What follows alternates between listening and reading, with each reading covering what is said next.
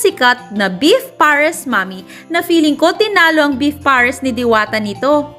So inilagay ko na dito sa kaserola ang beef shank at naglagay na rin ako ng 6 cups of water. Tinimplahan ko ito ng asin at paminta.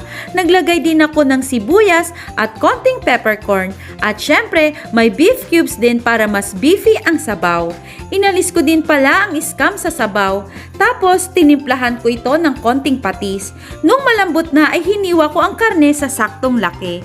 Naglagay na ako dito sa pan ng mantika. Igigisa ko lang ang bawang, sibuyas at luya. Naglagay din ako ng star anise at bay leaves.